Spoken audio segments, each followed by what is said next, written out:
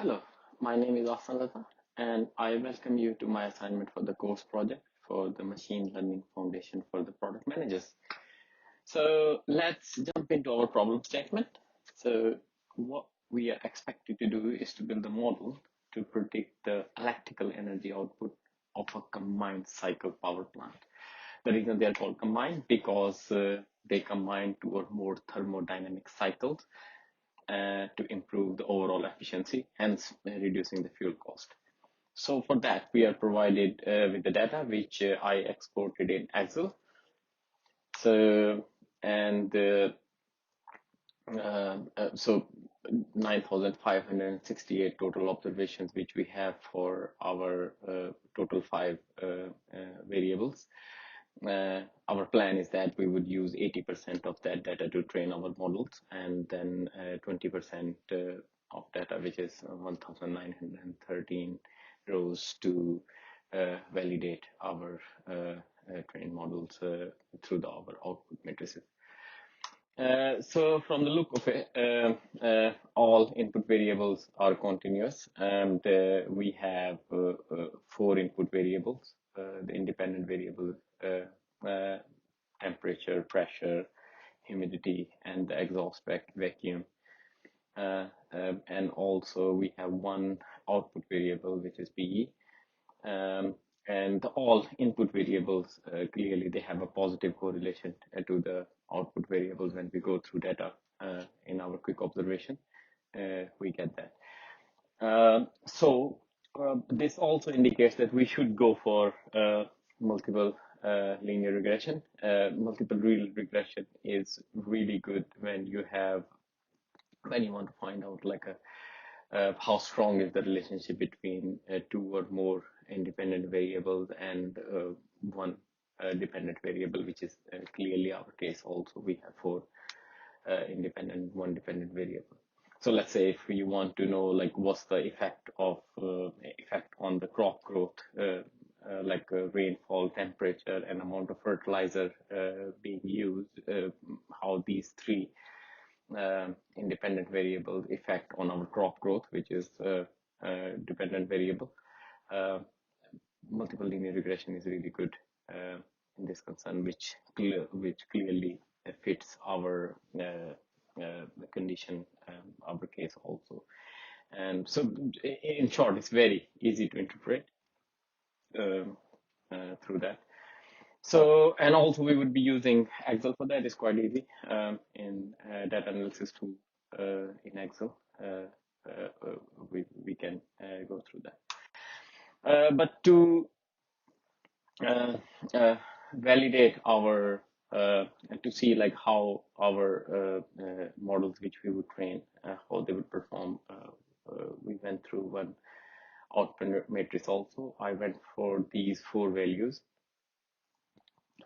Root mean square error, it tells like how much like a predicted and observed values are closer to each other. So it means like lower is good.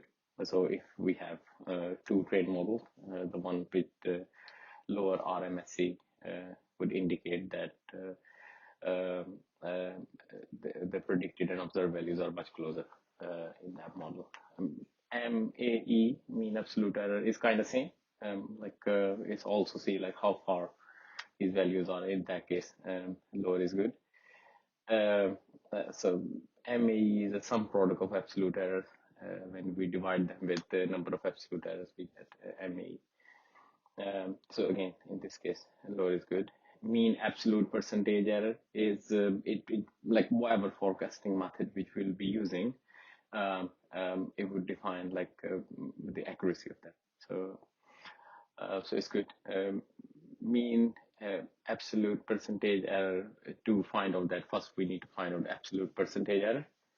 So absolute percentage error is absolute error divided by the observed output variable, and multiplied by 100. So that's the percentage we get through the absolute percentage. R square is a coefficient of determination. So it tells like what is the proportion of variance in the dependent variable that can be explained by the independent variable. So higher the R square is better. if we are comparing two trained models.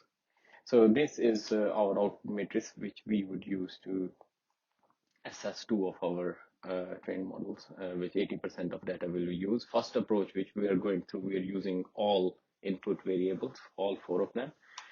And we are using in Excel regression. In Excel, we use the linear regression and the summary output, which I would explain here. So first of all four input variables, there's their coefficients.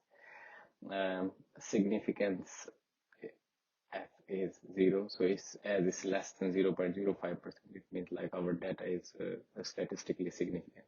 So that's the one thing. Around 93% we go our R square. It means like 90% of variance can be attributed to the predicted variable, which we have, the PE, predicted variable in our case.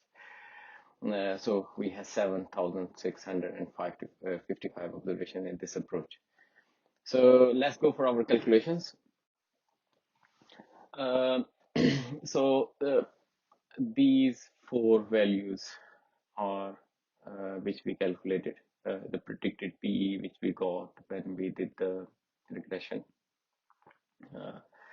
in Excel. So I put them here. So this is our predicted output variable using all four attributes. Absolute error is essentially the residual, absolute residual difference between these two values, predicted and observed values for our output variable. A square root of absolute error is square root of this value, essentially what I say on the tin. So all these values are square root of that. And absolute error percentage is absolute error divided by the observed PE. So the absolute error and then divided by this observed PE and then multiply by 100. So these three values would help us calculate our output matrices values, RMSE, MAE, and MAPE.